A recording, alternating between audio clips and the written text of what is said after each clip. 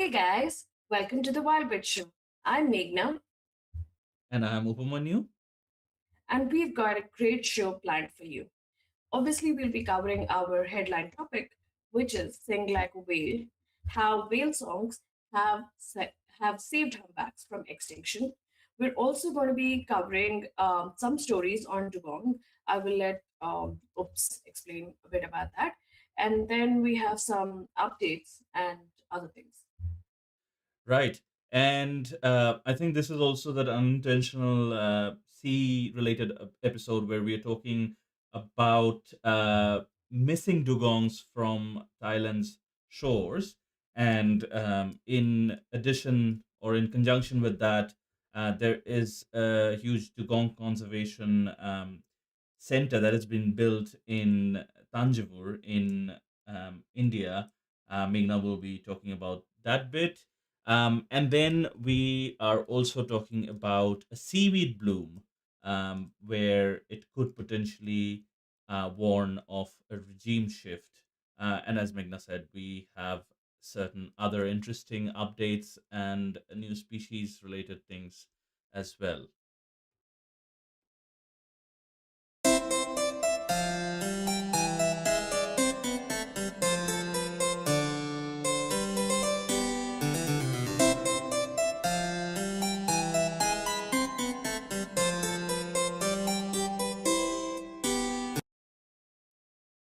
Okay, I did not even actually notice that. I didn't notice that all our topics were ocean related. That was something that you brought up. I just assumed that, oh yeah, yeah, just choosing the topics, but okay, it's another ocean episode.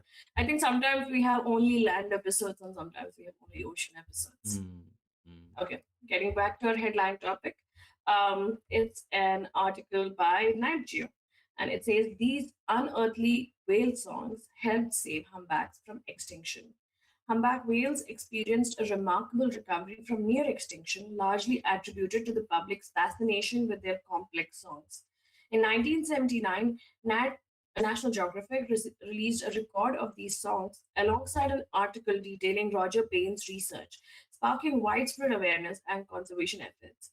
The article recounts a personal experience at sea, where the author and his wife encountered a joyous chorus of whale songs while using hydrophones. This experience transformed a feeling of loneliness into one of connection and awe, highlighting the whale's powerful communication. Now, as Project SETI, CETI, works to decode sperm whale speech, National Geographic is re releasing Payne's original feature, celebrating the enduring power of whale song. And an interesting bit in this is that Oops and me, we were fortunate enough to actually go and swim with humpback whales in Tonga. So there are only a couple of places across the world where you're legally and ethically allowed to swim with whales, and Tonga is one of those places that enforces a lot of rules and makes sure that the interactions are safe for the mom and the calves.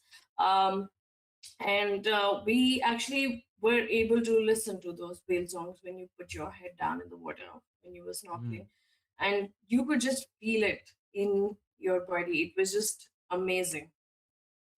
Yeah, and I think this is, I don't know if it's a coincidence or not, because there is another SETI that some of our viewers might be familiar with, which stands for Search for Extraterrestrial Intelligence. So um, this is another SETI. I don't know what the full form of this SETI is, but this is SETI with a C, and that is SETI with a S. So I think it relates to, because one of the things that's often brought up in the discourse when we're talking about oceans and when we're talking about outer space as well, we know less about our oceans than we know about the outer space. And this is a perfect example. It was like like early 1980s, before we even knew that the whales had such beautiful songs and a way of such rich communication. um not all whales sing. Humpbacks, I think, are the only few of the only ones sing, but they all whales have some. They have clicks and other noises that they make.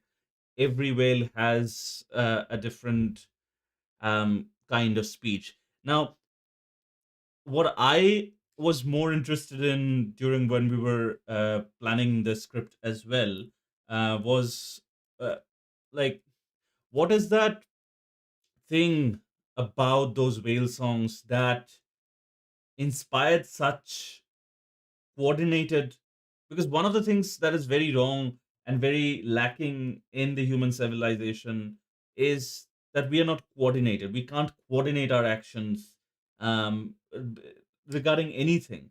So what is it, do you think, Meghna, about these songs that inspired such huge movements and huge global shift from hunting and all these different things? I think it's just one of those things. Again, something that we were discussing just before the episode started.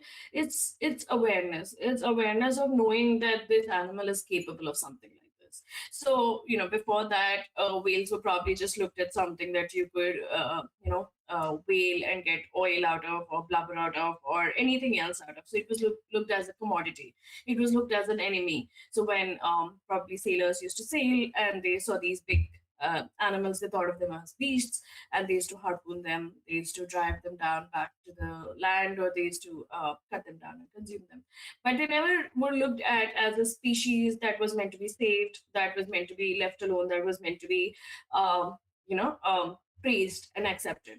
So that is one thing that probably changed with the whale songs. It brought awe in people, and whale songs can do that. I mean, if we've heard it firsthand, and they really reverberate into your soul. It's like very deep, and especially in the ocean when you hear it, it's really deep. So it's one of those things where people were like, "Oh my god, I didn't know humpback whales did that. We definitely need to save these whales because they're capable of so much more." So it was that, and it's the same with let's say other species like octopus. After Paul the Octopus or Octopus Teacher documentary was featured, people across the world were like, "Oh, we shouldn't eat." I don't know. The plural is either octopi or octopuses, but either Oh, yeah. um, octopi. So we shouldn't eat octopi. They're so intelligent. They're so amazing. So I feel like we need something to save a species because we think we are the only species capable of amazing things. But in reality, we are the ones not so capable of amazing things. We are probably, but for me, We are probably the most capable out of all no, these. no. I mean, okay. Tell me this. Oops, these humpback whales, they can migrate, and for 6 months they don't eat. The moms still feed their kids. No, They we're make not sure. like in terms of brain power. We can develop things that could let us not, you know, not feel hunger for a certain amount of time. We can manipulate the environment around us. So in that, in the generalistic term, we are the most capable, I think. But obviously, lions But have these talons and teeth and speed. Cheetah has the speed, or whales have this immense migration capabilities and their blubber storage and everything. We're not capable in those specific areas. We are more generalist and generally more capable than any other animal so I out would there. say we have the brains, but we don't have the what do you say, these amazing things like where a turtle knows exactly where it was born and then comes That back to the is same beach. completely right. Yeah, the same beach to give birth again. It's the same with even sharks. Okay, like when they're born as a pup, they come back to the same nursery to give birth again, which is amazing. Like, how do they even remember? Because sharks, the moms just leave them and they go swimming in the ocean from Mm. the nursery, and then they come back. So they have these GPS maps imprinted. We don't even know where to go to, like, I mean, after we. even comparing to our closest relatives, chimpanzees or gorillas or other apes, great apes, we don't even have all the different capabilities that they hold. So we have lost all this in favor of a bigger brain. That's the boon and the bane of our existence, I guess. Um, Yeah, I yeah. mean, I would say we don't have a lot of. I don't know what these capabilities are called, but I mean, we would like to believe that we're more capable, maybe in the sense that we can make more things, but Yeah, in in like in in a generalist sense, but yeah, not but in a natural ability gifted sense. sense, yeah. So nature gifted, like, I mean, for me it always blows my mind when I hear of migration, or I hear of the different kind of abilities that animals hold. Like, it's just blows my mind that we still think of them as a commodity, because they Mm, are amazing. So, and for humpbacks, it needed one record, and one, like, this researcher, Roger Payne, is that what his name was? Yeah.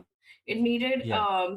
yeah, him to actually record those songs, for those songs to be publicized by someone as big as National Geographic, and then have people listen to them and feel something for the whales. So till that time didn't happen, people just looked at whales as whales. Like, now they're like, oh my god, whales, that's where the difference is. Yeah. This was the album. I don't know if anyone has heard of the whale vocalizations in the album. I will try to find them and play them for you. Again, trying to find a non-copyrighted No, no, version. there's one just in this wait, Probably in the article. copyrighted song. I'm just trying to find one in Wikipedia, which YouTube won't We detect can't, immediately. but we're just sharing the article and playing it through that. YouTube's fingerprinting ID is to um But we always yeah. share articles and we play videos and other things from that. Yes, but this, since it was released in an album, it would definitely have that fingerprinted in the YouTube system. Oh, also I'll one just thing though. I know it's a thing probably in the US and other places, but in India, I don't think we have been taught the V and W's. So like, there's I think a specific way, like you use your front teeth for W and something for V. I don't know. Like for us, Wales. I know because when my brother shifted there, he was made fun of the VW and then he changed. I don't know. I have zero idea what the difference is or doesn't what you matter, have I to think. exactly do. Yeah, but I feel like that's going to be one of the comments on the videos. Like, that's not how you pronounce Wales. So I'm just giving out the disclaimer. So that's a whale song playing. I can't Um, hear it. Can you? I can. I I think the can't. audience can. I'm the only one who can't. Oh, that's sad. Yes, you won't be able to because yeah, it's not sharing. Don't worry about it. But yeah, um, it yeah, it's a beautiful song. Again, this was the non-copyrighted version that I found in Wikipedia, but do go ahead and listen to some of, it's a whole We album. can You'll find it on Spotify and things like that.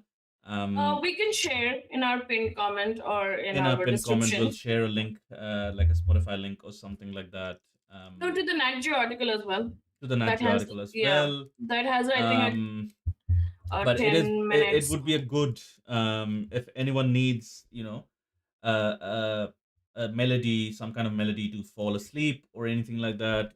Whale songs would be a great choice for that as well. I Now just shared on the my. Sorry.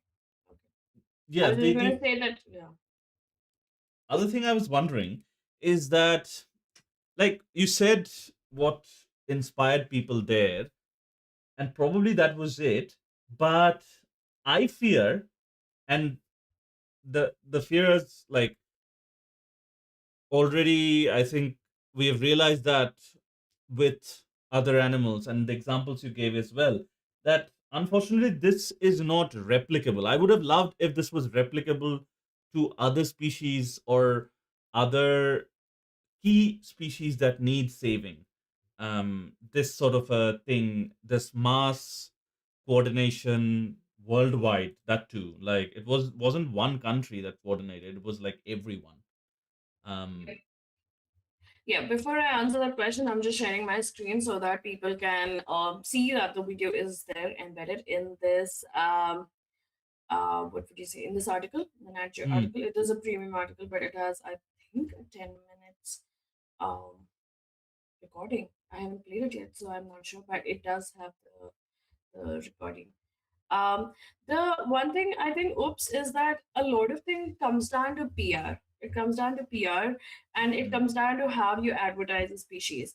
Now, in India, the Save the Tiger movement, or the movement, was big, was huge because of how it was advertised, and it got people banded together. Everyone was like, "Oh yeah, the tiger is the pride of India. It's called a Bengal tiger, and Hmm. we need to protect them. How can there be such less tigers?" So it kind of brought people together, and the way the messaging was also passed on was something that inspired people to want to conserve, to want to make those efforts. People stepped up, but I think it all comes down to how you market it. Now, in this, it was probably not something aimed at saving the humpback whales, but it led to that. But for other Hmm. species, if there is a targeted marketing, it can help. When it can help, like, sell a company its products, how can it not help sell, save save an animal? The only problem is here the client is the animal that can't pay. So not everyone is interested in marketing for an animal, like, because they don't get any money out of it. So No, but it's I just feel like that is a very curious and good idea, but can't like um organizations like WWF or the primary concern that WWF has is marketing, right? They are primarily a marketing company for wildlife through which they raise funds from maybe wealthy individuals or um you know the public. Can't they, like, I don't know, maybe maybe it doesn't work for all different no, animals. I That could don't be think also it's true. that. It's not like that. So I'll tell you, like, even though it might look really pretty on the face, all these any NGO that's involved in animal protection, usually they are cash strapped. They have like this amount of funds coming from whoever, and they have to decide where to divide them. So WWF has a lot of what do you say, projects and animals, and it's spread across different countries. So even though they get donations, they have to spread it across the conservation projects first, then probably into the people who work for them, and then whatever is left for other things. I do not know how much they would have in terms of marketing, because marketing is expensive. It's not cheap. Like, No, but all of these different companies, I don't believe everyone is like Nat Geo or BBC, the nature part of the BBC, or Netflix is doing a lot of nature stuff. Disney, which owns National Geographic, by the way, um, Disney doesn't have a shortage of money. Like, if they wanted, they could exactly. do a huge But PR campaign, and but also, like, whatever they do right now shouldn't, is that not enough PR campaign? Like, all the documentaries that they're making, the BBC, Nat Geo is publishing the articles that so many people read because they have a lot of money, like, to send out photographers to big expeditions and things like that. So I don't I know. think I think the problem is, one, in the documentaries it has a lot of animals together, right? So until Hmm. there's something really moving in one of the documentaries, like, you remember those seals or sea lions that were trying to reach the sea and they kept falling off the cliff, and then Hmm. they showed the human researcher looking and crying.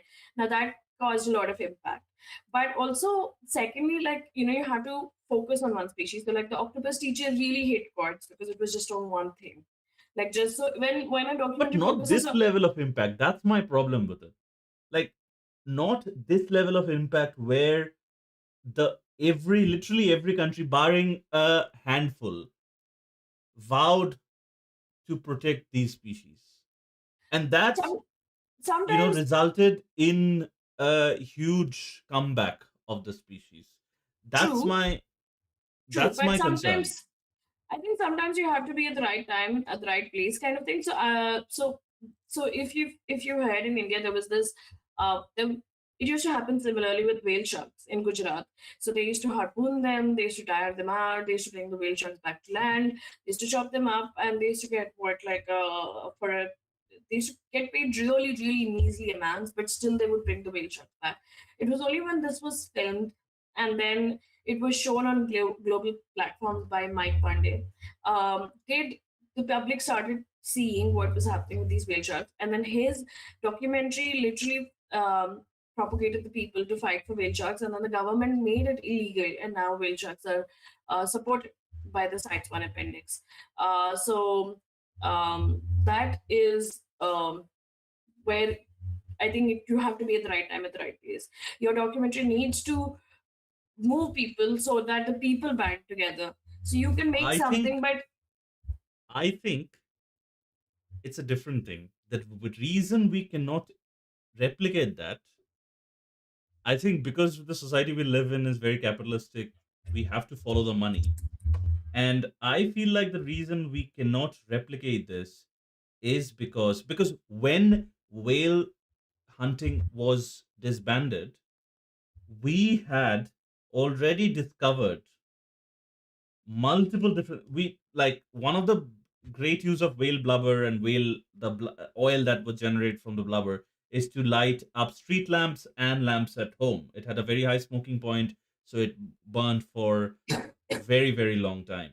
So we had discovered electricity way back before then, and we had discovered alternatives to all the products that we were getting from the whales. And I think most of the world was not very interested in whale meat as well. And that's one of the reason why, again, right place, right time. Also, right time more like because if this would have come like maybe 20 years earlier or 30 years earlier, this might not have happened. Like 1979 or 1980s was the correct time to hit this. Like this, iron was the hottest then, and the hammer hit at that time, which is really sad. I feel like I don't know. I haven't seen any evidence of this being replicated at this scale. Um, at very no, niche ones, no. yes, It's but just I just feel like a lot of people don't come together now. Now there's a lot and a lot and a lot of talks about saving sharks. That how sharks are the apex predators, how there are 100,000 sharks being culled every year, how we do not need shark fin soup because it's just cartilage and doesn't have any taste, and you need to actually add some kind of meat broth to it. And yet sharks are still villainized. So, I mean, there's been so much global push for protection of sharks, and sharks are still villainized across the beaches. If there's one shark attack, it's like the primary news on any newspaper. And we all well know that, like shark attacks in a year kill maybe 6 to 10 people, between 6 to 10 people. But humans probably kill, I don't know how many millions humans every year. But those don't make the cover story. But the sharks still do. Like the sharks are still the number one feared, number one hated species. And no matter right. how much marketing you're doing, that's not changing it. So there needs to be something for the sharks. If there's one thing that you can actually make it relatable to people, people might start saving them. So that is where it's lacking. Like I just feel like you make a documentary, it's different, but from the saving perspective, the marketing would be very different. Secondly, I think what the problem is with the present generation. Um, the attention span is really, really, really reducing. Like people don't have an attention span of more than like 10 seconds, 15 seconds, couple of minutes. So they would not sit through like big documentaries. They would not sit through looking through, like in 1979, probably everyone sat down and listened to those songs. And But we at the don't time, want to influence the masses, right? The only ones that need influencing in any kind of saving campaign is the government. That's all. That's all true. that need influencing. So Mm, that's no, no. that's why, because all the governments around the world could come together in UN and decide, but because this was a global level thing, partially because of the whale song, but I don't believe fully because of the whale songs. Definitely a big part was played by these whale song recordings, but all the governments around the world came together and they were the ones disbanded the whale, mass whale killing and harpooning and all those different things. So we don't need to influence the masses. We just need to influence the people who are making the decisions. Yeah, the other way to do it is, you know, bit longer, a detour, which is influence the masses and then the masses influence the government. That's a detour. Just also another way to do it. But we just need to influence the people making the decisions. But I think, honestly, in today's world and how things are going, most governments will not be involved until there's public pressure. There has to be Mhm. some kind of public pressure. Even with the whale sharks and that movie, there was some kind of public pressure that made the government change those rules. Because on a global scale, it came out that India was doing these things where they were like killing these whale sharks. The government felt pressurized to change. So either there has to be some kind of pressure from some kind of external sources, or internally the public has to start protesting and has to and the sad part is for the environment and the climate of a wildlife, people don't band together as much because people just don't care about something they don't understand, so they don't relate to animals as much. But sometimes they do, like in the whales case they did, but they don't do it all the time. So there's that public furor, that public getting together, banding together doesn't happen for every animal, sadly. Public strength is something that you cannot underestimate. Right. Yeah. That's. I wish some other species also got this kind of attention. And there was. We could replicate this, but unfortunately, in my opinion, I don't think it is something that is replicated easily, or very at scale like this. Um, We might Again, see something in our lifetime. But I wanted to read hoping for something that. from this. I wanted to read something from this article about whale songs, which I thought was really interesting. So it says that most bird songs are high pitched and last only a few seconds, while humpback songs vary widely in pitch and last between 6 and 13 minutes. Yet, if you record a whale song and then speed it up about 14 times the normal rate, it sounds amazingly like the song of a bird. When you go out to listen to a humpback sing, you may hear a whale soloist, or you may hear seeming duets, trios, or even choruses of dozens of interweaving voices. Each of those whales is singing the same song, yet none is actually in unison with the others. Each is marching to its own drummer. This one is interesting. And then it also says that humpback whales are constantly changing their songs. So if you collect humpback songs for many years and compare each yearly recording with the songs of earlier years, something astonishing comes to light, that these whales are constantly changing their songs. And this is something that puts them apart from the other animals, that this doesn't happen in any other animals. And and not just that, there is also something that says that where did it go? Wait. Huh. It says that when they recorded and analyzed 4 years of humpback songs, they said that each song, for example, is composed of about six themed passages with several identical or slow changing phrases, and each phrase contains between 2 to 5 sounds.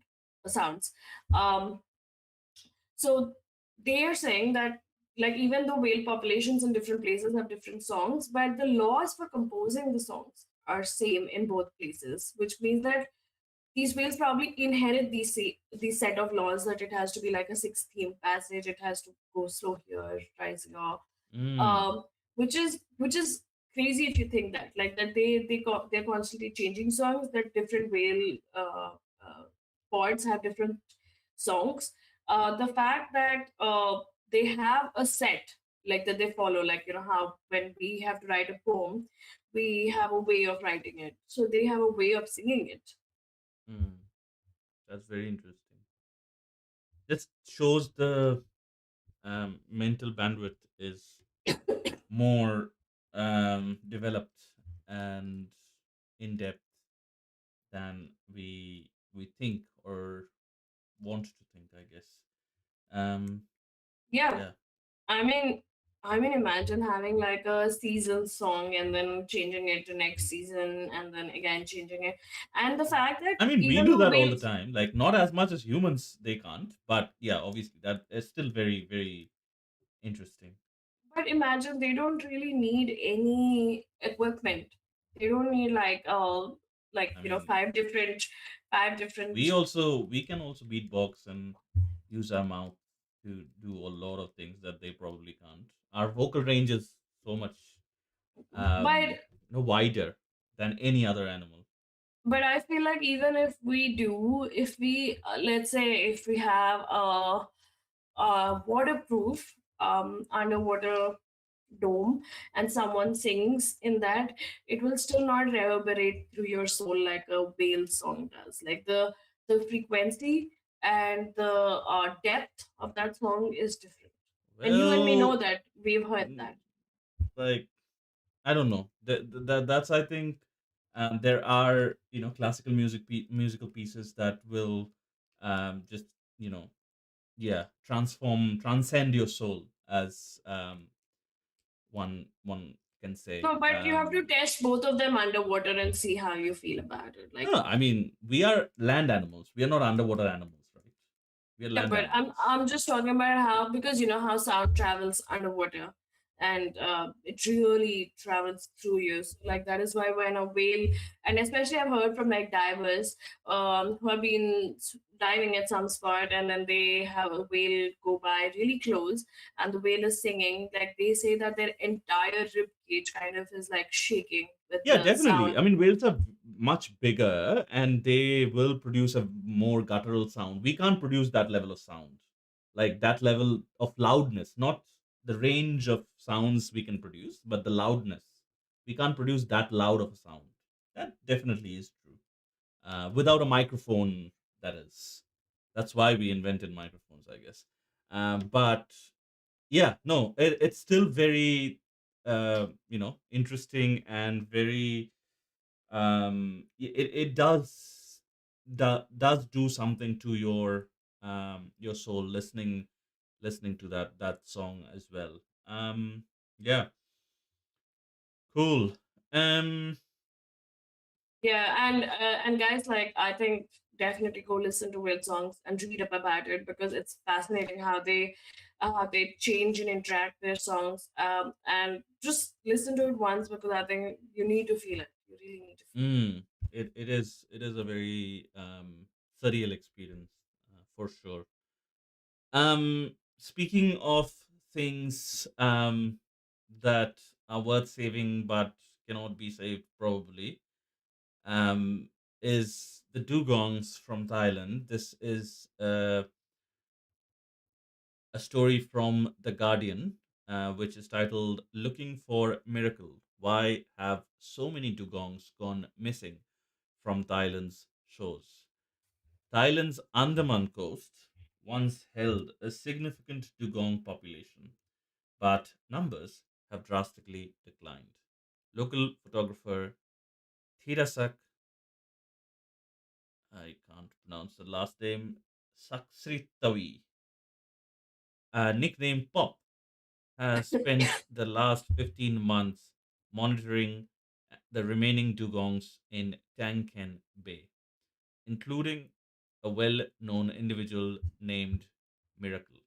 15 months ago, 13 dugongs thrived there, feeding on seagrass. However, a disturbing trend emerged. Dead dugongs began washing ashore. Now, roughly half the population is gone, causing heartbreak for locals like Pop and the roti bread vendor who shares the bay. Pop's daily drone surveillance offers a glimpse into the lives of these endangered mammals, highlighting their vital role in the Andaman Sea ecosystem and the urgency of their conservation. So, again, beautiful animals, dugongs. Um, it's they are shore dwelling creatures. Sea cows also they're called because they, you know, Yeah, so they're a mammal they're that. kind of They're not manatees though. Like people kind of, I think, always get confused between this. They look very different from a manatee. The way their structured is, their tail fluke is, even their faces. So they look very different, and you Are can they the tell a same dugong family apart. though? Are they same I genus? think, I think it's the same genus. Yes, but I think maybe because they've either Had a same yeah, common ancestor somewhere. yeah, should have a common ancestor, and also they don't share the same what do you say, geographical topography, in the sense that you have dugongs in Egypt, you have in Asia, but you don't have them in the US where manatees are, and you don't have Right. manatees in all these spaces. Yeah, So it, it, they're it is just they're possible. of the family Sirenia, both manatees and Yes, dugongs. yes, But yes. dugongs, I think, have more of a whale-like They tail, fluke. Yeah. Yep, yep. and manatees are more, spread out, like a Yeah. flip.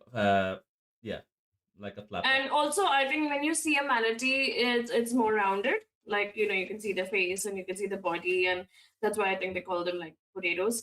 But when you see a dugong, it's more like a streamlined body. Hmm. So it looks very different. So you can actually see and tell. But also, like, how manatees come to the shores in certain months, and you know for sure that, if you go to Florida in this month, you'll be able to see manatees.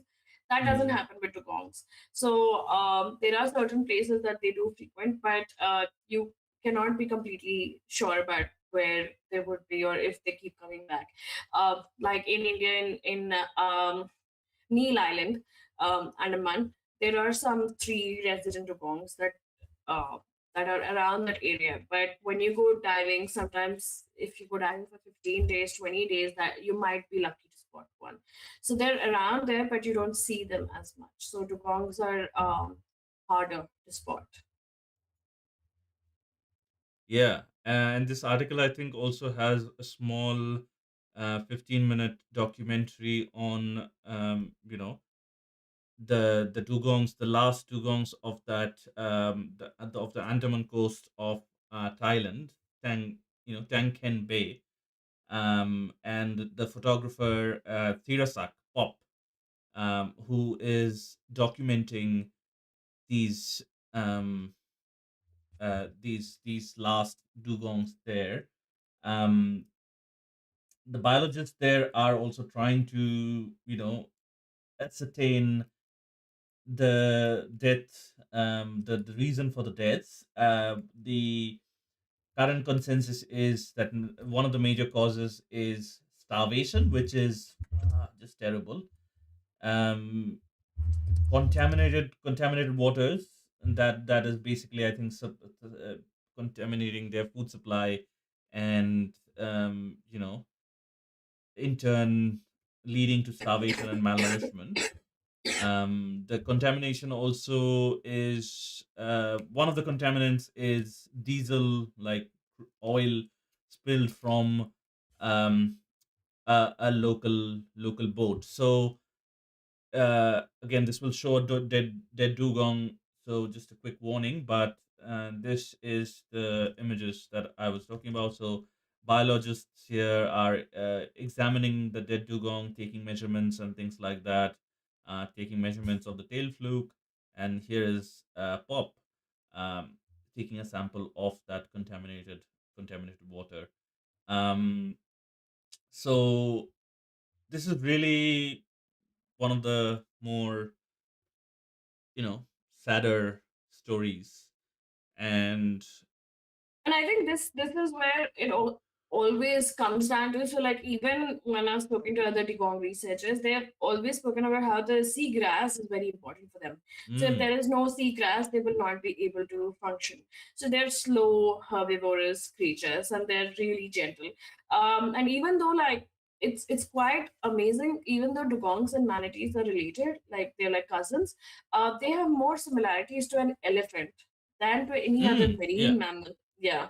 So they're very similar to an elephant. So, with an elephant as well, like, if they do not have those food sources around them, they will starve to death, and they will not be able to survive. So it's similar for the dugongs, but and seagrass is something that I think gets affected very quickly.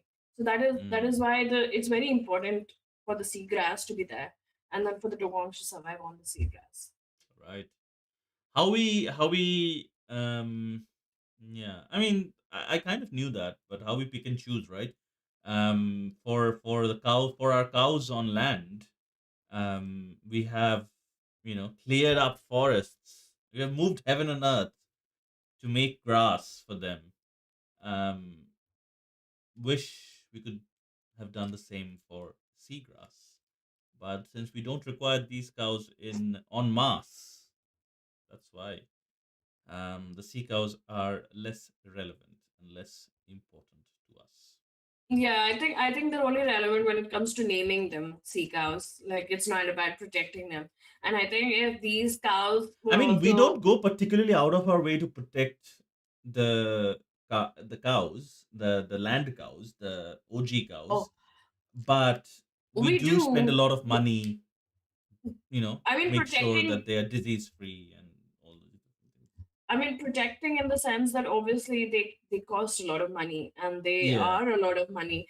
They're commodities, you know. I mean, they people are look at them as commodities. profit. So, I mean, they have their own respect or not respect, but I would say their place in the system. They don't have any respect. I don't think so. I mean, if people really respected them, it would be a different treatment because they're abused like Mm, crazy. But at least they get to live. They get to expand. With these mm, dugongs, it's sad because these dugongs are doing nothing. They're just surviving, and they clean up the ocean floor because they're continuously, like feeding on the seagrass. So they have their place in the marine environment, and losing a specialized species like dugong means that there's a serious problem in that area. I found something interesting. This is a map from the Britannica Encyclopedia. These are the ranges for the four species of dugongs. So there is a West Indian manatee, four species of the order Sirenia, not dugongs, the order Sirenia. So there's the West Indian manatee, all the yellow part.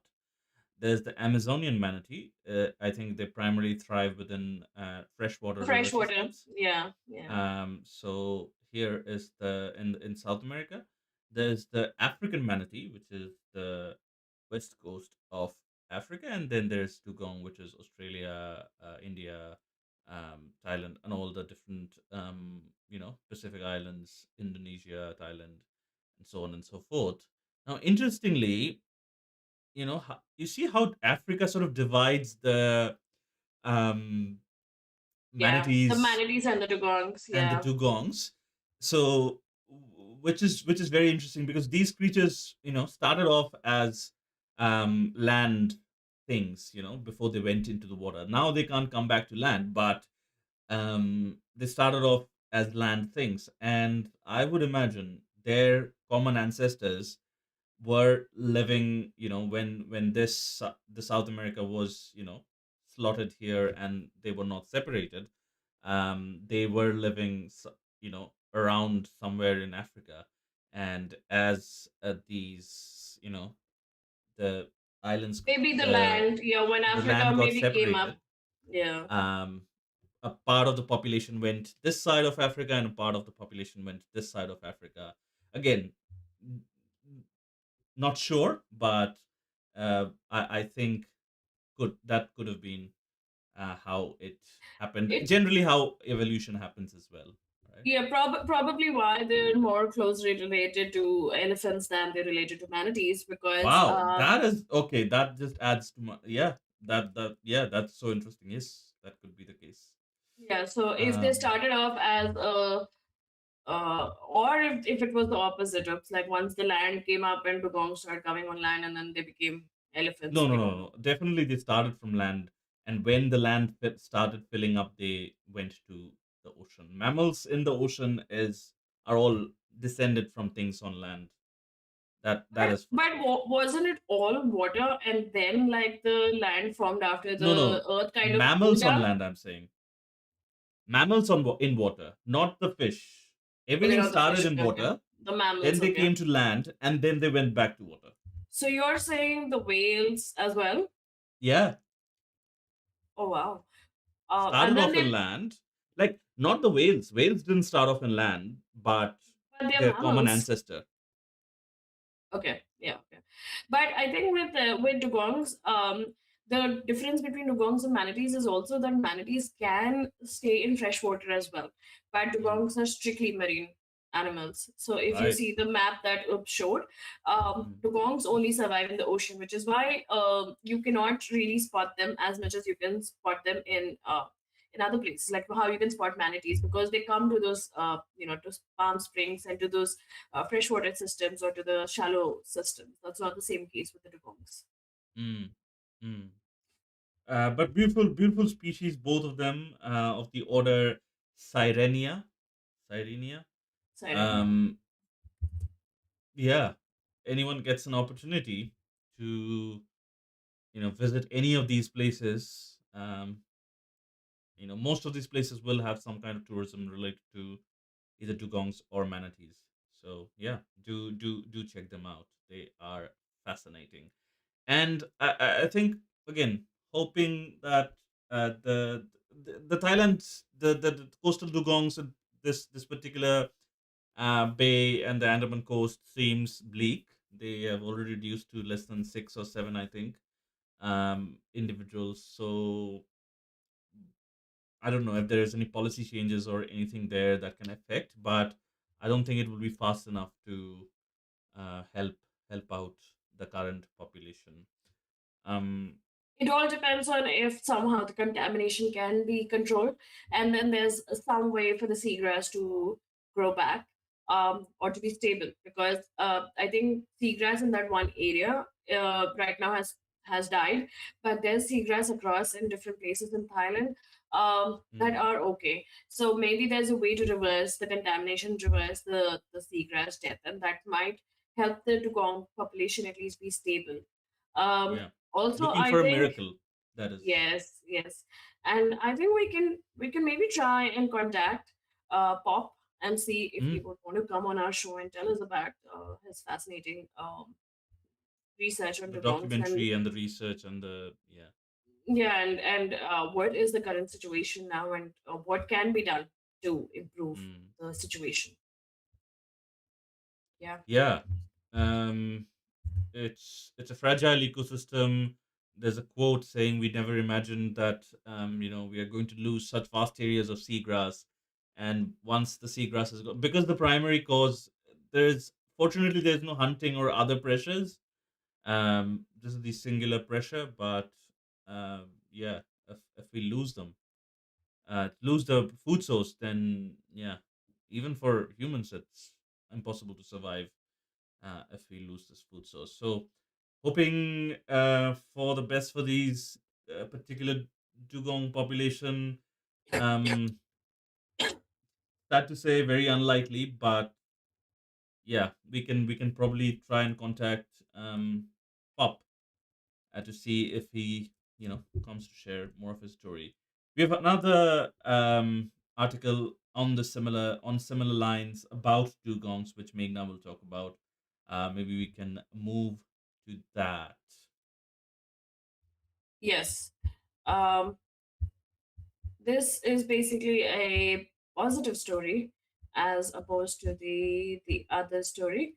Um, I it's mean, like called semi-positive, wouldn't you say? Like, yeah, go on and then we can discuss. yeah. I guess. I mean, the last one was definitely heartbreaking. Knowing that someone who's so involved also is seeing all these dugongs die. But in this, Mm, it says an expert appraisal committee insists on eco-friendly redesign for Dugong Conservation Center at Manora in Thanjavur district. India's mm, Environment Ministry Committee has requested significant revisions to Tamil Nadu's proposed 40.9 crores International Dugong Conservation Center in Thanjavur district. mm, Concerns center on extensive concrete construction within ecologically sensitive coastal areas, specifically the CRZ 3 no development zone and overlapping CRZ 1 mangrove seagrass areas. While recognizing the project's importance for conserving critically endangered dugongs and their seagrass ecosystems, the expert appraisal committee criticized the reliance on conventional building materials. The EAC emphasize the need for a low impact engineering approach, minimizing environmental harm and blending structures with the natural surroundings. Currently, nearly 22,000 square meters of the 28,000 square meter center falls within restricted zone, yet lacks a eco-friendly design. The committee seeks a revised plan prioritizing sustainability. So Mm. this is not completely related to dugongs, but it basically says that there is a dugong conservation center that's going to open. The only problem is that the center that's going to open is bang in the middle of these critically endangered, or the critically sensitive coastal area. So there has to be a way that the structure is created that it doesn't um, completely, what would you say, um, impact or like completely destroy the ecologically sensitive areas because you're trying to do Yeah, I something also good. find it funny Yeah, that to save something, why would you create more, you know, junk or you know, I don't know. It's very counterintuitive, wouldn't you say? it is. But I think the conservation center is one probably to bring in injured dugongs or other dugongs and then make them, see that they rehabilitate and send them back. So Hmm. I think it's meant to be somewhere close, so you don't have to really like take the dugongs far away. But at the same time, the structure that they're creating, I do not know why it's planned that close that it is you know directly between no development zones. Like, I mean, if it Yeah, specifically says it's a no development zone, I do not understand how they're developing a center, even if it is for an animal. If you're going to like literally impact its home by creating yeah, that, then don't create it, or create it a little farther away, and make sure that there's some way to maybe transport. yeah, and I think the since the expert appraisal committee has pointed this out, that definitely to me means that there is a different way. These people, like the people who are in charge of you know planning or executing this, they just didn't choose to do it just because maybe it's too difficult or too expensive or whatever may be the reason. You know, and I think there in the article there is you know a mention of um, whether the concrete is ecologically friendly, because you have variations of concrete which is ecologically safe and ecologically friendly, um, than the more urbanized concrete that we use in the cities for human for our staying and stuff. So they are not even using that in this whole plan. So but it's also good to know that the appraisal committee at least you know looked at this. There was someone looking at this. It wasn't like just get the money and go. um because it is a significant amount of money as well. um True. And the thing is, you know nowadays, everywhere you go, there are actually architects and there are other builders who will tell you how they can sustainably build like a design that is eco-friendly. mhm, So there are different materials that they use, and there's a way that they would construct that you wouldn't need like there would be natural aeration, so you would need lesser mhm, electricity, or like mhm. let's say the fans and other things. So the materials itself are cooling, the materials are good for the environment. Why can't they employ them? Like, there Yeah, are a lot of correct, correct. architects across, like, I mean, it's a big thing now. It's a big thing. Yeah. Usually the rich would go for it because it's more expensive to hire these architects Mm, to build these projects. But this is one of the ways that they can do it, especially when 22,000 square meters out of the 28,000 Dugong conservation centers area, that's almost 75% is falling within the CRZ3 no development zone. That literally is a no development zone. How can you develop anything? Like, even if it is for the good of the Dugongs, like, I understand it's a rehab center, I understand it's public awareness, I understand all of that, but I do not understand. You might not even have dugongs left once you make that. If mm, the mm. structure itself is, in this very ecologically sensitive Maybe it's a area. whole ploy. Build a structure which is you know ecologically insensitive, and then more dugongs will need rehab, and then they can ask the government for more money. because they have so many dugongs that in need in need of rehab. I think the problem is that in India, a lot of these projects that the government approves and then gives the funding, um, because there's so much corruption in the system, the efforts are really like half-assed. Like they don't really put in the entire effort to see that, okay, if I have this much money to save this species, how should I actually allocate it very beautifully? So again, this is where the public comes in. Like, when the I mean, public's not like just in India, but yeah, maybe a little bit more exaggerated in India. I mean, there is more corruption here because there is no checks. Like, there's no checks on government officials here, like zero. And there's no firing as well. There's only suspension. So, like most people are just transferred from one place to another, even if they have committed any kind of fraud or bribes or any kind of corruption. There's no strict action or accountability. So, if there was in other countries, I feel like at least in the developed countries, there's some kind of accountability, some kind of answerability. That doesn't exist in our country, which is why so even in this case, like even if they're saying it's a 41 crore project, we honestly do not know how much would actually make it to the construction of that And structure. that's also a concern there. Like you talked about ecologically sensitive architecture and things like that. That significantly, number one, would bloat the proposed budget by I think another 10 crores or something like that. Um, and yeah, it, but definitely the right thing to do. Definitely the right thing to do.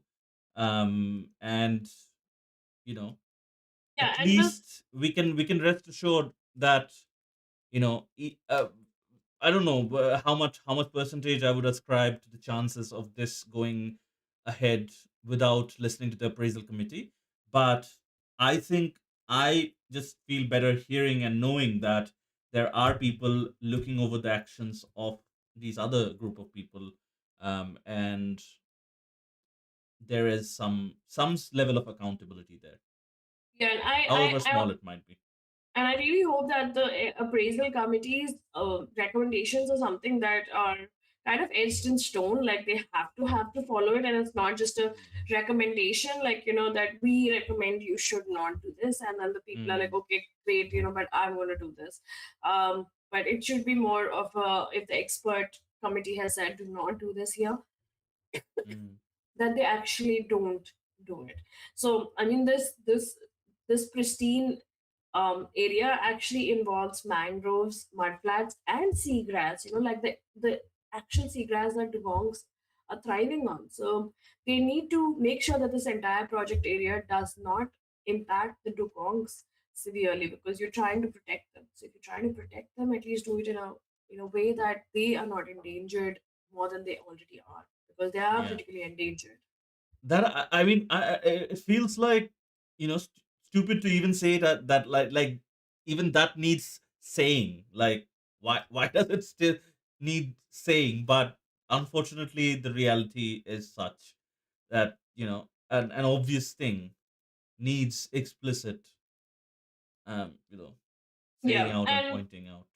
true. And this expert committee has also suggested shifting as many structures as possible out of the development zone and has asked the state to study the best practices followed elsewhere in the country for similar facilities.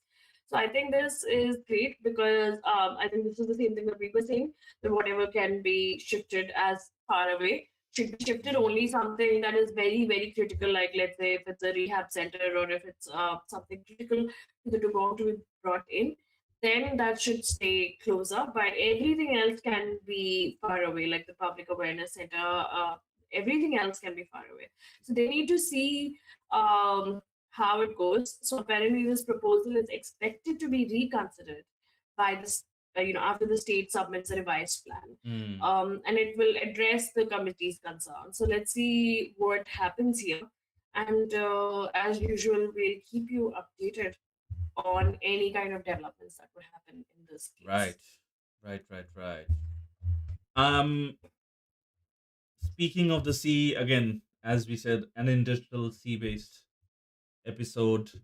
There is another article from The Guardian which says scientists warn of regime shift as seaweed blooms expand worldwide. A new study reveals a concerning regime shift in the world's oceans, marked by and this regime shift is obviously the natural order, not the political regime, marked by a dramatic surge in massive seaweed blooms. Researchers at the University of South Florida found these blooms have grown by 13.4% annually over the last 2 decades, accelerating after 2008. This expansion is linked to global heating and nutrient pollution from agricultural runoff. The proliferation of macroalgae like sargassum darken, darkens waters, potentially altering marine ecosystems and ex, Exasperating. exa, Exas- e- excess exasperating. exacerbate. I'll not try to pronounce it. Um, Climate change, basically, quickening climate change and heightening climate change. Previously limited to areas like Sargasso Sea, blooms now span vast regions, including the Great Atlantic Sargassum Belt and waters near New Zealand and Florida. Okay. Scientists warn, you know, lot distance between those things.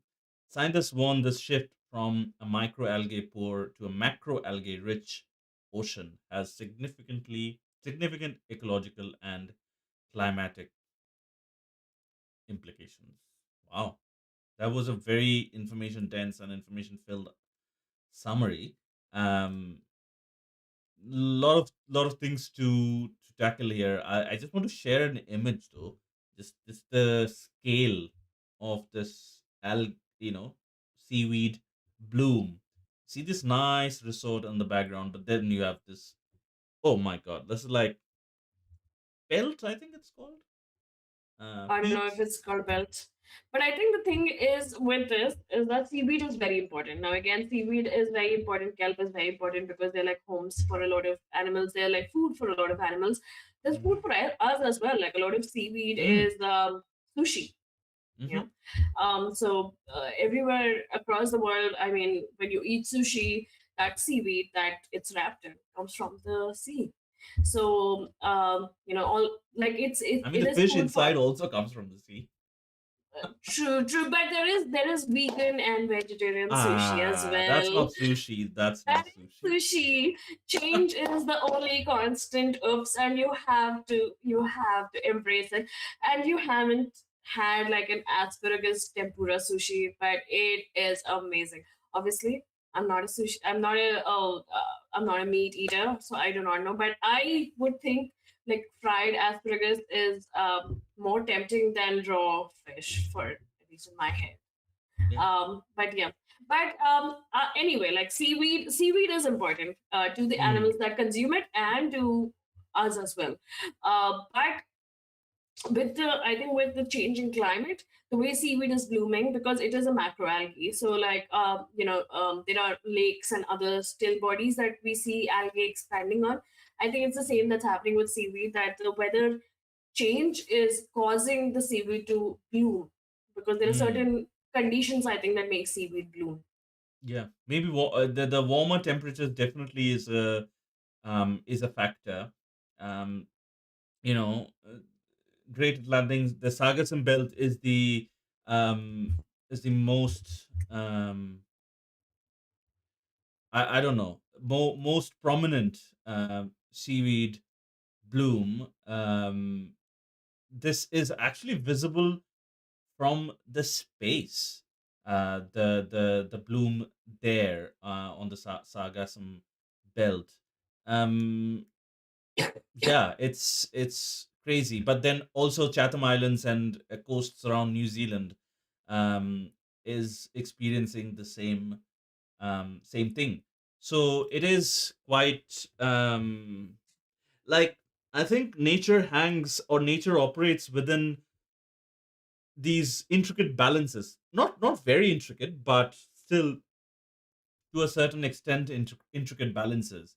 Um, anything goes high or low, it can cause effect down the chain, down the food chain, and down the ecological chains as well. So I think this is one example of that. Seaweed is good. um I don't know why we call it seaweed. It is, maybe it's a weed, but um Maybe someone definitely gets, now it's a weed. maybe people used to get high on it earlier. Who knows? Like, No, weed is unwanted, right? Garden weed. true, I mean, true, weed, that true. definition, the you know marijuana definition is definitely came out later, but started off as garden weed. So that's where True. this come from. But definitely this, True. it's a weed right now, with the bloom worldwide. I just wanted to like throw in a little joke, but okay. But no, but one of the most alarming things I think it says in this article is that over the past 2 decades, seaweed blooms have expanded by a staggering 13.4% a year in the tropical Atlantic and Western Pacific, with the most dramatic Mm, increases occurring after 2008, according to mm, researchers at the University of Florida. So that means there's a 10 to 15% increase every year. That is um, too much. Like it can't be that fast. Like even though seaweed is a weed, and we know that weeds tend to spread really fast. If the climate or the environment is great for it, then it would make sure that it keeps growing. And while seaweed is important for the environment, anything in excess is an imbalance for the mm. system. Yeah, anything in excess is, and from the sounds of it, this is surpassed even that excess category. I think this is like literal, you know, spreading like wildfire fire territory right now. Um, yeah, which is not good. Um, this is, I think one of the things we skimmed over is, this is caused or linked to pollution from agricultural runoff. So I think all the agricultural runoff, I think mostly manure from land cows, is basically polluting the waters. But in turn, these things are, you know acting as fertilizer to the seaweed, in a more simple term, maybe. No idea, but what it does say is obviously that it's in line with the climate change and the rising temperatures, because it started shifting from 2008 and not before that.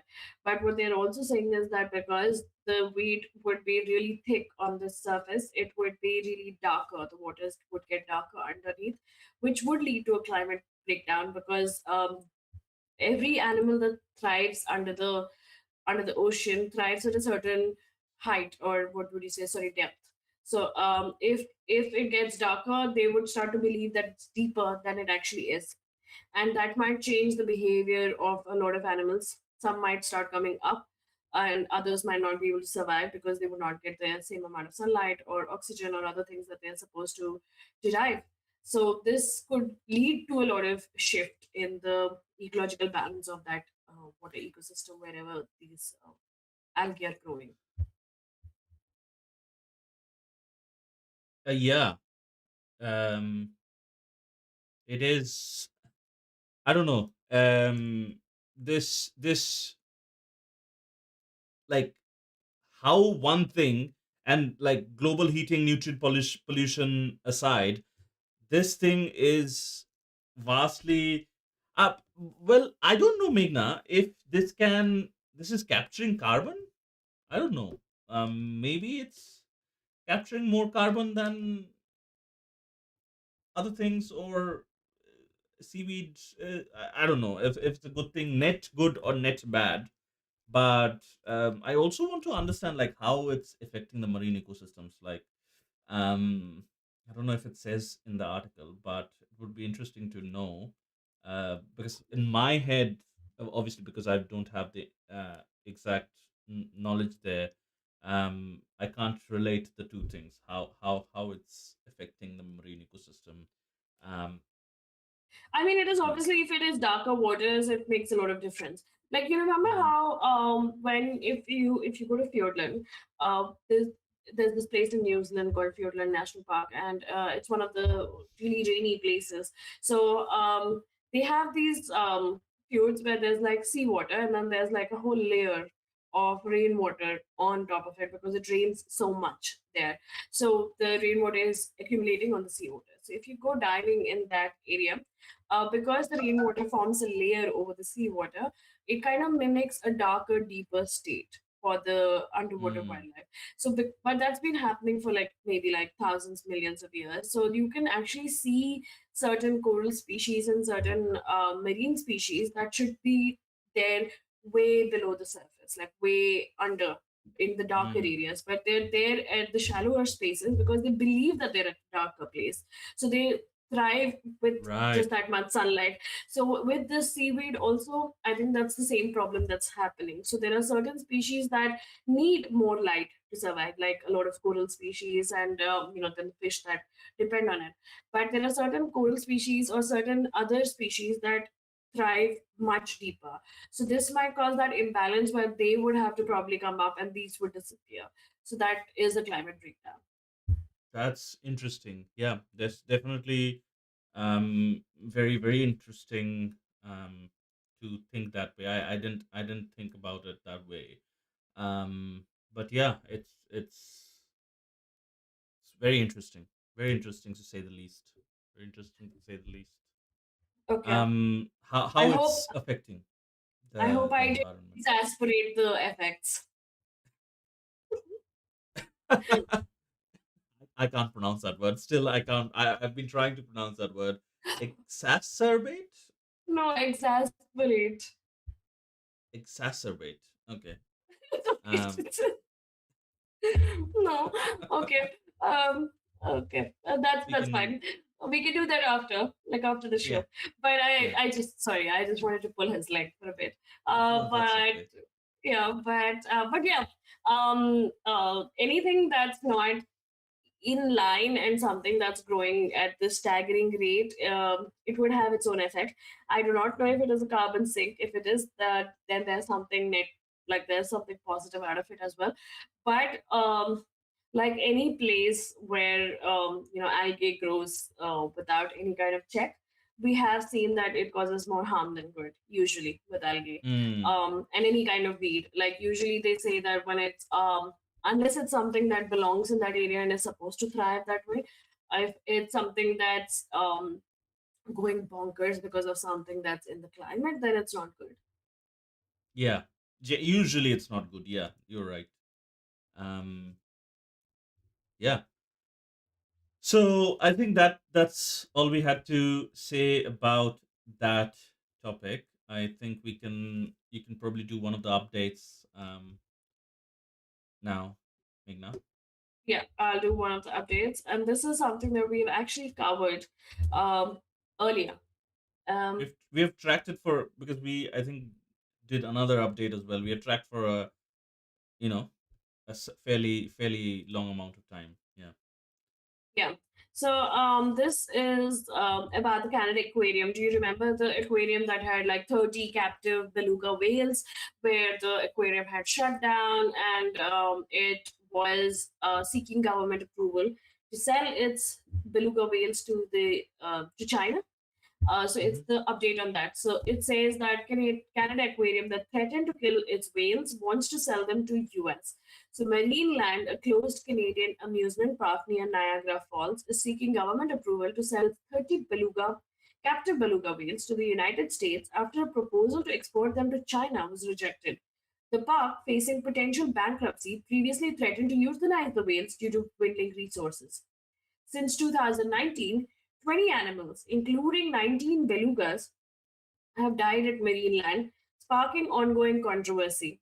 A former trainer turned whistleblower revealed the park is now targeting US institutions for sale. The Fisheries Ministry confirmed receiving new export permit applications and will review them promptly. Marineland has reportedly prepared a euthanasia plan as a contingency, raising concerns about the whale's welfare. Animal rights advocates are closely watching the situation. Now there are a couple of updates, and I will just take you back. But the first one was basically that that marine land had closed down. That they wanted to export them all the way to China, and there have been cases earlier where they have exported belugas even to the US, and the whales have died. Like 3 out of 5 whales died because the entire movement or the translocation itself is very taxing on these whales, and they do not survive I think the we change of covered environment. a few other translocations as well, that certainly was very taxing and led to deaths, Yes. basically. And then we also saw a positive story of a beluga whale sanctuary being created in Nova Scotia, which is a part of Canada. But we do not know when that sanctuary would actually come into effect, when we could actually see that saving the belugas. So I don't think that is still a viable option for them, because I Mm. think that is an option that the government should try to see if there was some way for the belugas to be slowly released back to the wild, by keeping them in like the large pens and then slowly just increasing the pen, and then um, seeing if they can survive. Sorry. but Yeah, I but think I think the first story we did, covered, was when the euthanasia plan was like full fledged, and the marine land was thinking about they would surely, I think they even gave a deadline, which really rubs me the wrong way. Like, you know it's almost like a hostage situation, right? You give me the money, or I will execute these people. um Exactly. I was going to say the you know same thing. Like, like you let me export them or I will kill them. mm, yeah, yeah, Like it's not like a let's try to see what's best for the whales. It's more like I want to I want to kill them, or I cannot take care of these whales anymore. It's like one of those parents who are like, "Oh, I'm done with my kids. Like please take my kids away. I can't deal with them anymore." yeah, yeah, probably. Yeah, and um it's weird that they can actually do that. Like they can threaten a government, like that you do this, otherwise I'm going to do this. yeah, blackmail the government almost, you know Yeah, um yeah, it's really, yeah, sad, but at the same time, like, and then I think the next update came where there was some dealings that was going on with China, and we were like, okay, US is short distance from Canada, but China is such a long distance. That would definitely, cause deaths of multiple, if not all, of the the beluga involved. And now I think again it has come to that ultimatum kind of a situation where they're saying that give me this or else.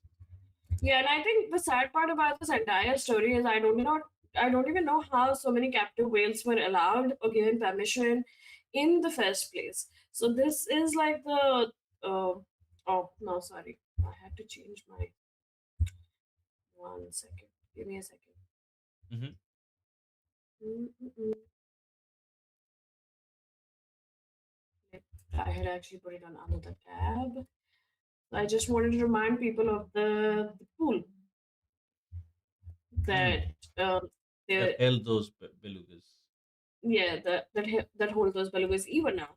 But Mm. the fact that from 2019, 20 animals have died at that marine park and 19 are belugas, that itself speaks a whole lot. So this is that pool, and that holds, I think, a major portion of the belugas.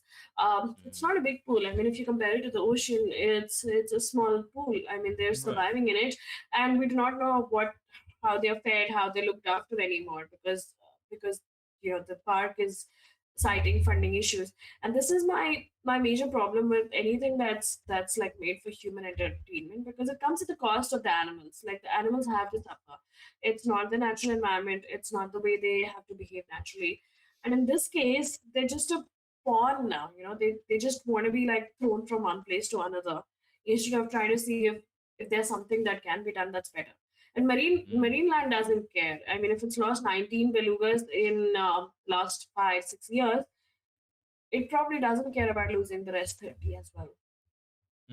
I Yeah, I certainly, you know, agree with that um assessment. Money. I think it's sad that, you know, we have built a world that is so capitalistic. Um Yeah, and the fact that I mean, we can just be like, okay, we're done. I'm closing this aquarium. I'm bankrupt, and then we can actually like kind of be like, okay, either you take the whales or I'll kill it, or I'll kill them. Like there's like we get these animals, and then we cannot even be completely responsible for them. That's the but sad part, I'm I also think. surprised. I'm also surprised and maybe a little bit annoyed as well at the government. Like, giving permissions and not cooperating, citing laws and this and that.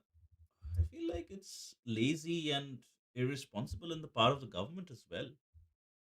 Definitely. I mean, if there are things that have come up, like the beluga sanctuary and everything, the government should probably try to speed that up, because Yeah. that is a whale sanctuary project. And I mean, it's saying that they hope to welcome residents by 2026. It's a 200-acre protected area, but that is only designed for up to 10 whales. But I feel like even 10 out of those 30 whales, if they can be sent here, and then like slowly maybe um, send the other whales in, expand that sanctuary, do something about it. But don't just be like, okay, let's just send them to this marine park and send them to that marine park. When they've suffered so much, you have to try to release these beautiful animals back in the wild. And for anyone who doesn't know, you actually can't see belugas anywhere and everywhere. Like in the wild, Mm, they are only in the really really really cold areas, and there are times and places in Canada, like North Canada, where you can actually go and maybe see belugas in the hundreds mm, uh, when the migration happens. But it's not easy to spot belugas. They're way more. Um, what would you say, like, or rare. way lesser, yeah, way lesser visible than, let's say, humpbacks and sperm whales or blue whales. Yeah, and an interesting thought. What I think is interesting occurred to me that, how, at least in a few countries, and even in most countries, I would say, how when a child is orphaned, how they become the wards of state. I Yeah, wish it was the same with these belugas, because their parents, marine land in a way, have gone bankrupt. They are basically orphans now. And why aren't they becoming wards of the state? And then state has to take care, or, expedite this plan of whatever has to be done with them. In turn, it says in the article, which just boils my blood a little bit, a fisheries ministry spokesperson, Ira Kitkar, told AFP that in a statement on Thursday that marine land representatives met with the government on Wednesday. Okay.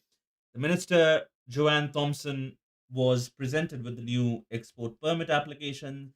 The minister will review them expeditiously. I mean, what? I don't know. It just seems very.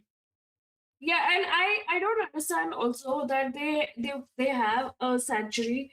Why they're not prioritizing that? Like, let's at least send a few, make that area, get that going, and then start trying to get the other whales out. And the government should fund this marine park till they can't get all the whales out into the ocean. But there has to be some kind of plan for the government as well, because why should the belugas suffer if Yeah. there's one I think corrupt? marine land is also trying to be sneaky and greedy in it. They want to earn some Probably, money. probably. I mean, when they're looking at exporting, then they're definitely looking at money, because If China is looking to get so many beluga whales, it's obviously for their aquariums, or if the US is, it's all for entertainment purposes. So Mm. probably if Marineland had to just give its belugas up to the government, and then the government had to home them in their sanctuary, Marineland doesn't get anything out of it, Yeah, and and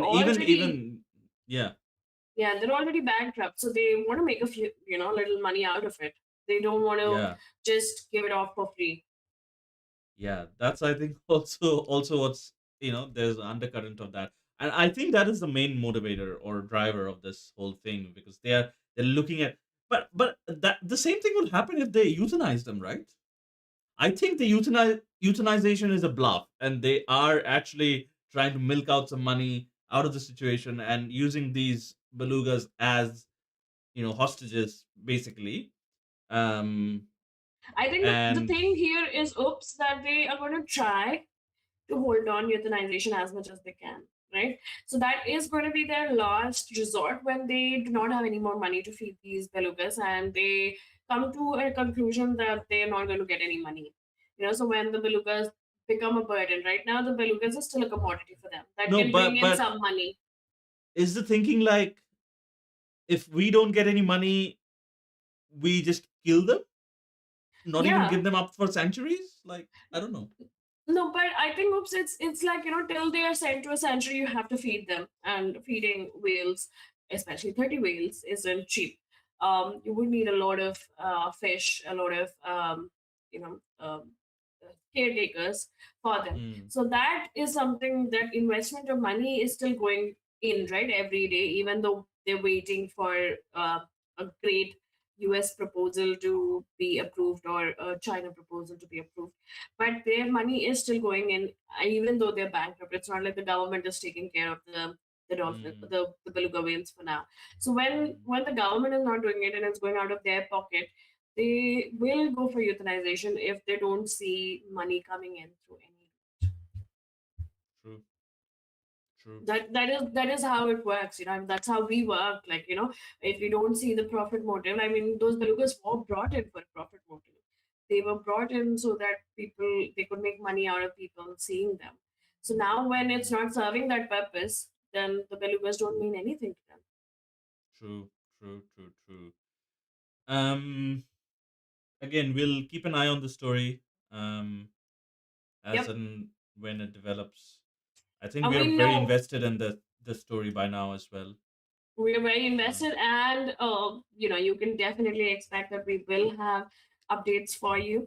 When we actually scripted for the show, like when we were putting in the articles, we did not come across this, and then I came across this like 2 days later, and I was like, oh my god, oops, we have to add this as well. And he was like, mm, oh yes, I mean, that's an update that we've been waiting for. yes. So definitely we'll keep you updated. I also wanted to know, I mean, we'll actually try to see if there's someone we can get to talk about all of this. But we'll see. Like, Yeah, we definitely don't know. not from the government, and definitely not from From Marineland. my, So I know. I don't know. I don't know. Once the situation has calmed off, I don't know if there's. Maybe some investigative journalist or someone like that. Yeah, yeah, yeah. Okay. Um, we'll So we'll we, we'll we'll certainly try. Speaking of trying to get some people on the show, there's another article from the National Geographic which we found very interesting. This is titled "Watch Veronica, the brown cow, pick up a rake to scratch herself, a scientific first." Veronica, an Austrian cow, has become the first known bovine to demonstrate tool use. For years, she's skillfully used objects like sticks, rakes, and deck brushes to scratch her body, expertly switching between bristled and smooth ends for different areas. Scientists at the University of Veterinary Medicine in Vienna documented her behavior, publishing their findings in Current Biology. The discovery challenges assumptions about cattle intelligence, suggesting they are capable of more complex problem solving than previously thought. Researchers believe cows may exhibit similar skills if given the opportunity. Veronica's unique ability came to light after a cognitive biologist received reports of animal tool use, including a video of Veronica using a rake. Now, my first question is, how come Veronica is alive for so long as to observe this behavior? As in, like, Uh, what is her age? no, like she would have been. I would have thought she would have been killed, but I'm just playing the video of her using the rake. Um, just for our audience, this is in the article. It's really, you know, cool to see. She's picking the rake up by using her tongue, and then, you know, She's um, scratching herself. Yeah, it's quite a scratching video. her, posterior, for lack of a better term. Um, Yeah, and I think we wow. see a lot of cows like, find these trees and like kind of like just scratch themselves against trees because they don't have hands like us to scratch. So most animals are like scratching against some kind of post, so like it has to be a tree or something like that. In this case, Mm, she came up with this whole thing that, oh, like why don't I just use this and reach to these hard spots on my back that that's the even interesting a bit, right? Coming yeah, up with that. because she's also going like straight on the back, like it's not on the side, so that's the area that even if you're against a tree or something, you can't actually get to those spots. Correct. That's actually Correct. the tough spots, right? Like even when you're like petting a dog, if you're going to scratch its back and then you scratch like the rear area, it really loves it because it can't reach on its own. So it's the same thing with probably the cow. Yeah. And for your question, Oops, it says in the article that her owner, a soft-hearted baker named Whitker Wigel, had kept Veronica and her mother as pets. So she spent That's the reason. so she'd spent her life roaming around a picturesque pasture surrounded by forests and snow covered mountains. So it's one of those happy cows. So maybe happy cows have more time to use their brains to do these kind of things because Yeah. they're stress free. Yeah. So then Veronica had the time to be like, oh, I'm really itchy. I don't really have to, give birth to a lot of babies and just keep pumping milk. So what can I do? So then, I mean, yeah, this looks like a meat cow. It's brown, so probably none of those things would have happened to her. But this is another video of Veronica, you know, using the bristles differently and scratching different parts of her body near the udders, near the back, belly, um, for different areas.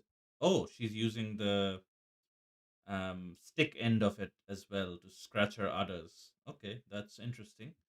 Um, yeah, and I mean, this is definitely tool use because it is a tool this is and definitely she's tool using use. it.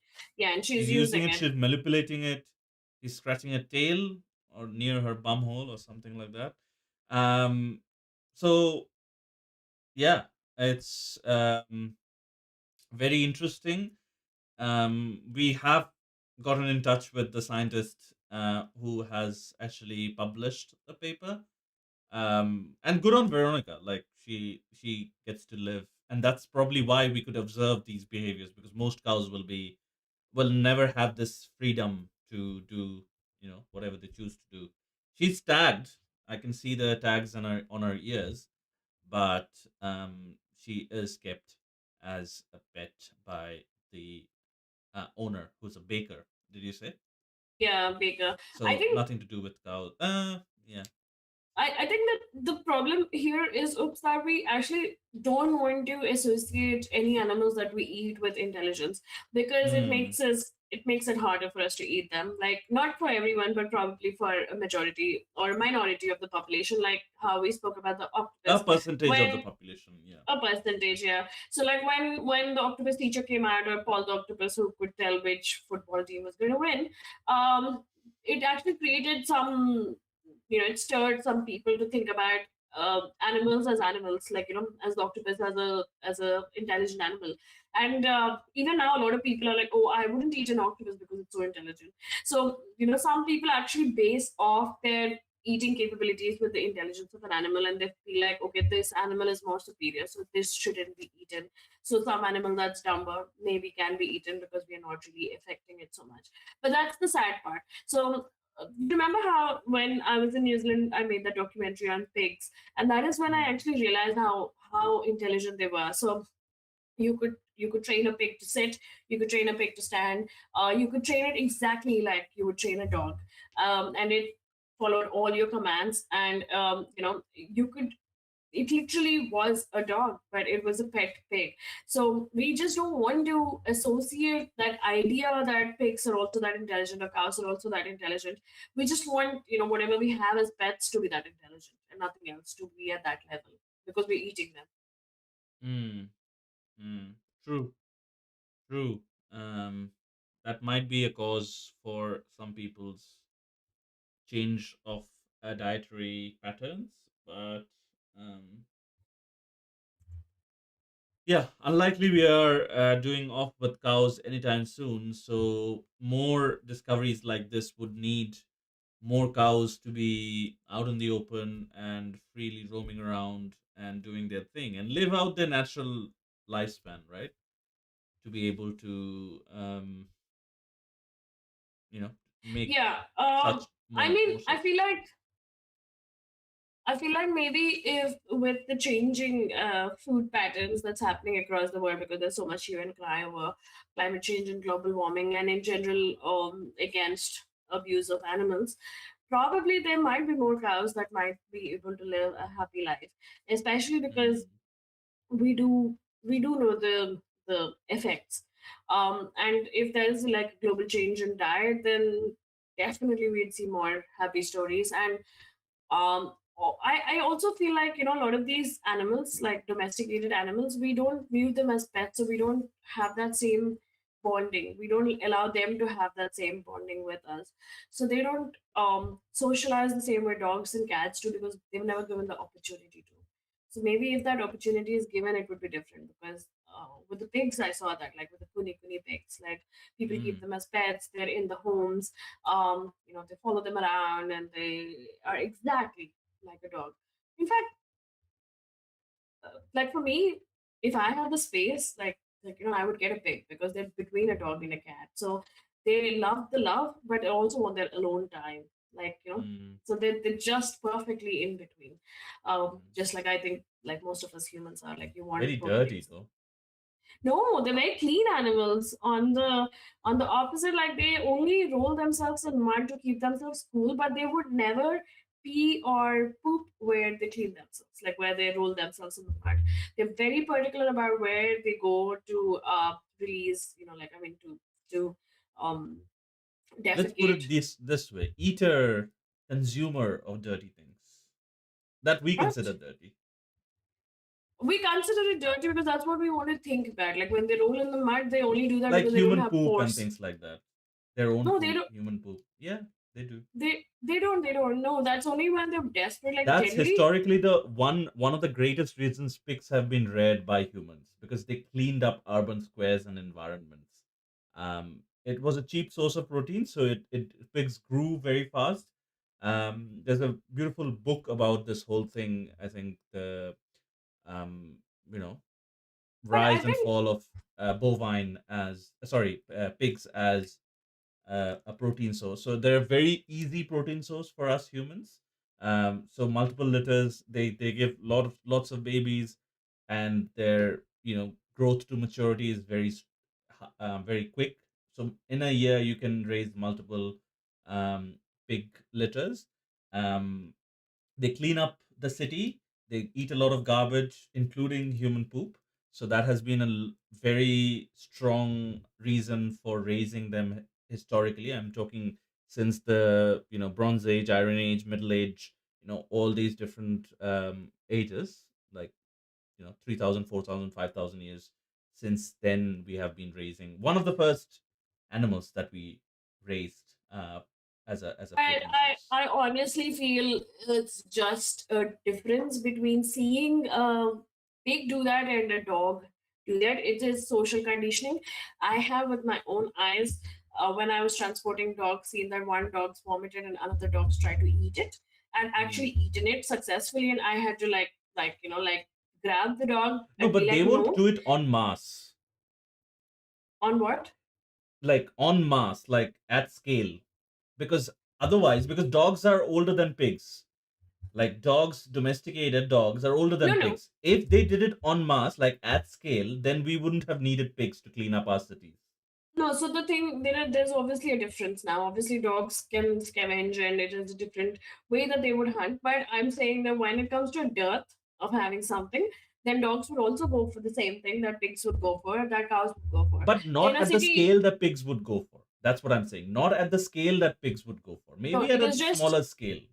it is probably the population and the difference. But I think when you're No, desperate, you but we would could eat have bred anything. dogs if we knew that dogs did the same thing. We could have bred more dogs because dogs were already there with us, like even 4,000, 5,000 years ago, But I to think clean up our cities and urban spaces. dogs were already our companions by that time. I don't think we saw them as cleaning up experts. I don't know. We could have done it. Yeah, but Maybe bred a species specifically that cleans. I don't know. and I will have to actually read up about your claim on the pigs because I don't think that's how they were or what it was particularly for.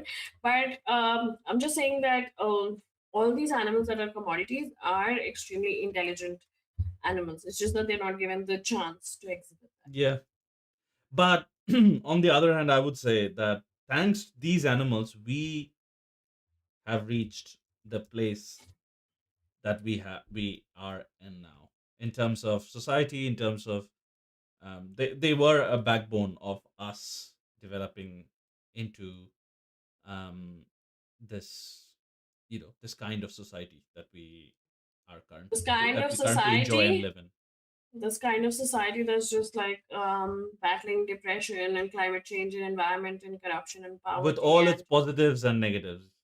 yeah, All but its positives and negatives, yes. yeah, it would have probably been better if we were just hunter gatherers. We would have survived better. The earth would have survived better. Everything would have been better. So, I mean, obviously, we feel like it's probably great that there are 8 billion of us now, but probably would have been better if we never domesticated these animals. And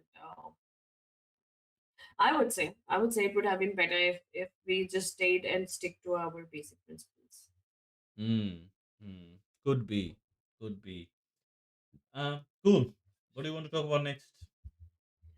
Uh, yeah, I think we'll do one species discovery Hmm. because we've Cool. only done updates, but we haven't done species discovery. Yes. Um, so a tiny mammal the weight of a sugar cube was discovered in Ethiopian highlands and it's totally new to science. Scientists have identified a new shrew species, Crocodura stanley, discovered in southern Ethiopia after a decade of research, weighing as little as a sugar cube and measuring 5 centimeters long. The tiny mammal was initially found in a pitfall trap during 2023 fieldwork.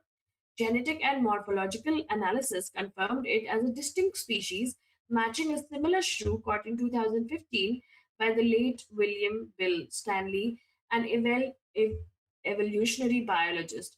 The species is named in his honor. The Ethiopian highlands are a hotspot for unique species, with Ethiopia boasting over 100 rodent species, 43 of which are found nowhere else. This discovery highlights the region's biodiversity and the importance of continued research. Uh, Hmm. I I think just that entire information that Ethiopia has over 100 species and 43 are found nowhere else, that's very unique, like extremely unique.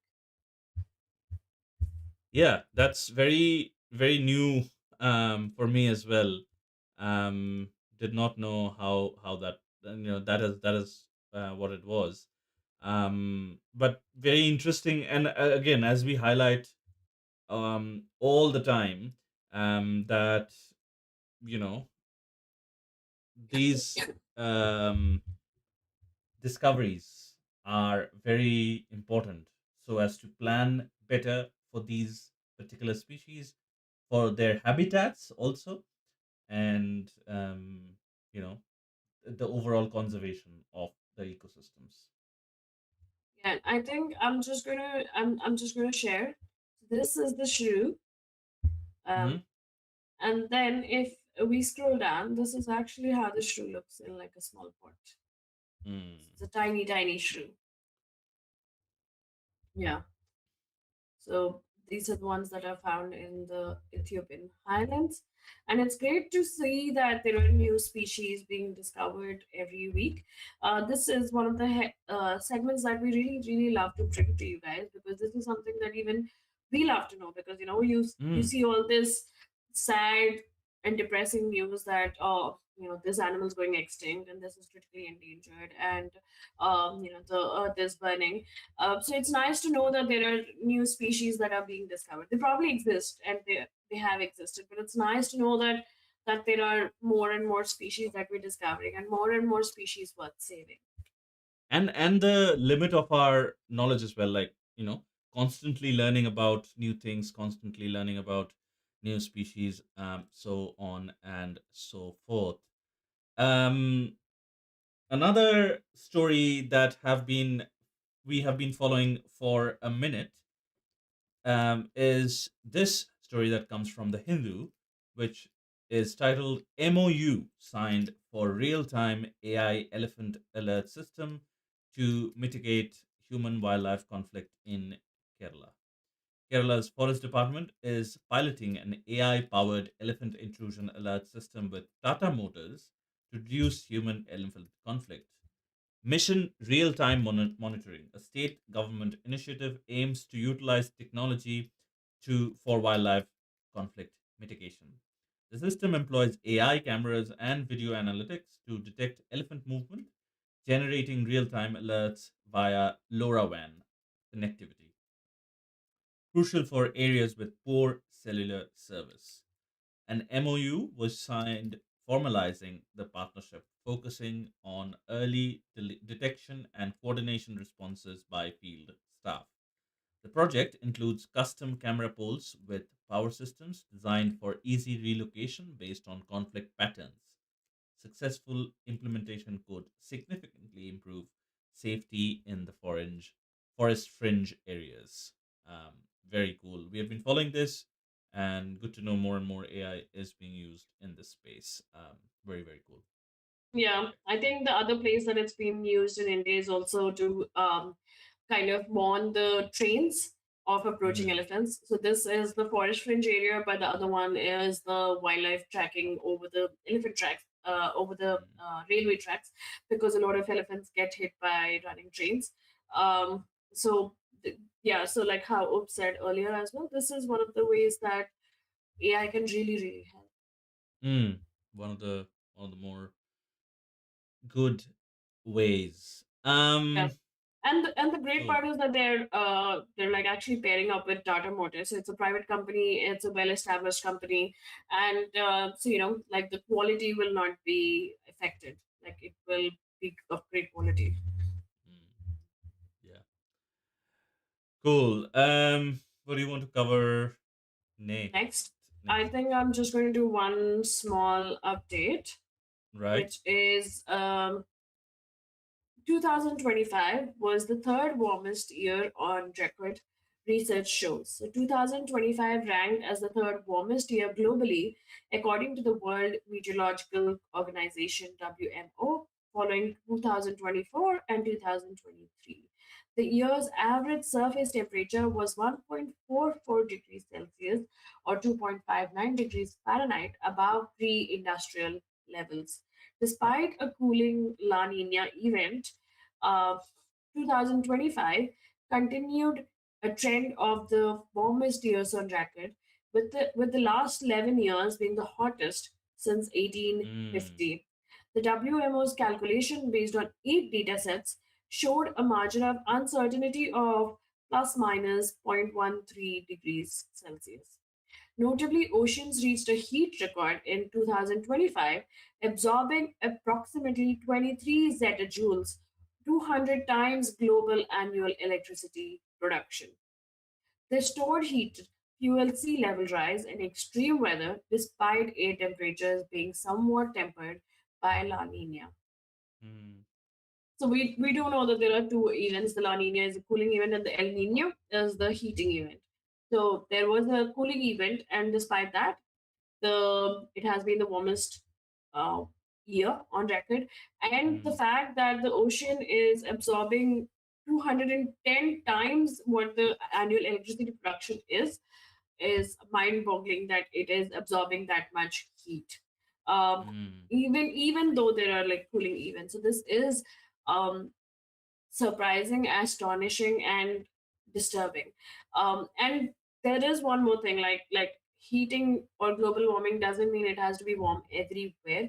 There might be areas like how in Russia it was one of the biggest snowstorms in 60 years mhm, this year, but that is also because the Arctic ice and where it's melting. And places across Russia where it's melting, there's more cold air that can come from the North Pole, so there are like not like the cold air is also coming below and below. So that's because there is lesser barriers for the wind to flow now.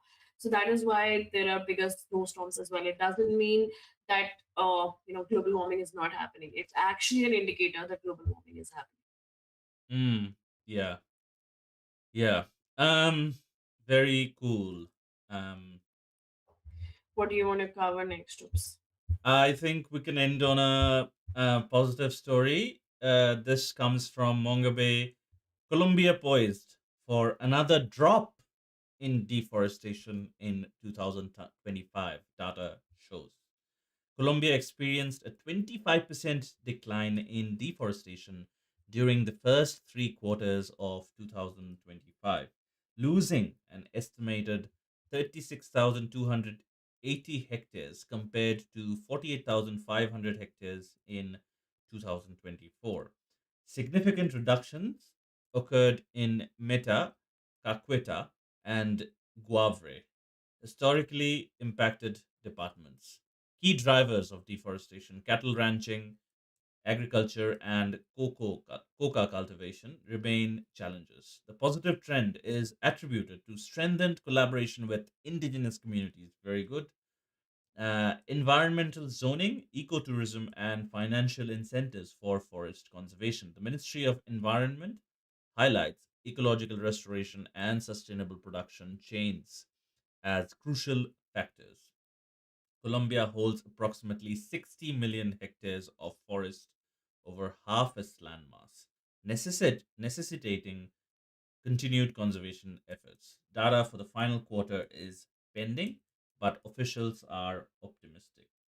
Great piece of news from Colombia.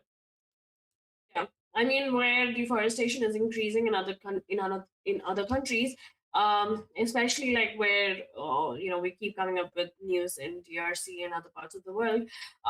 This is amazing that Colombia is actually making sure that they have strengthened their collaboration with the indigenous communities, and everyone is partaking in forest conservation. This is something that we need to see more of.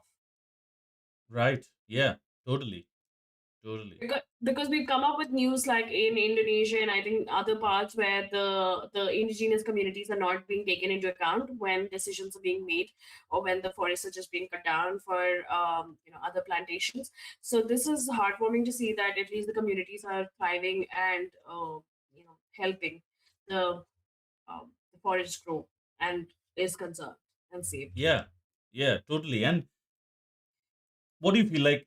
I feel like a strong reason for this also is, the collaboration with the indigenous communities, right? Because they are more in tune, Yes, oftentimes definitely. than not, with Indi- nature and and their surroundings.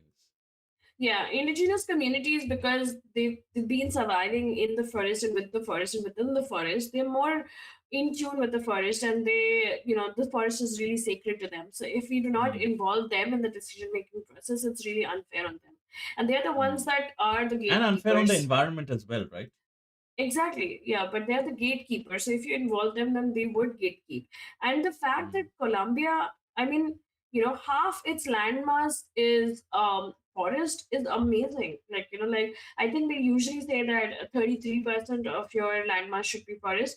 I know that India is definitely lacking in it at the moment, mhm, but this is beautiful that 50% of its landmass is forest. yeah, true. Absolutely. Absolutely true. And this is a great learning example for, you know, other people around the world as well, other countries around the world as well, that, you know, um, follow this example, not the other examples which where, you know, swathes of land is being deforested and swathes of land is being used for ranching. I mean, ranching, just, we've talked about this. I think we talked about this today as well. Like, cattle farming needs so much land, um, And you know, water and other resources. and it produces so much greenhouse gases. Yeah. Um, Yeah, it's just I mean mind there boggling. there has to be like a gradual change, but only if other countries adopt something like how Colombia has done it. It is great, and I mean the fact that every year it's getting better for Colombia, like it's poised for a drop in deforestation every year. That is what other countries need to also look at, like to have that goal that that we're going to keep reforesting more and more spaces. Mm. And it's high time the the metrics of development changed, right? Yeah, You know, it's I not only GDP and how much money we made, how much loans we took, you know, how much oil we extracted, you know.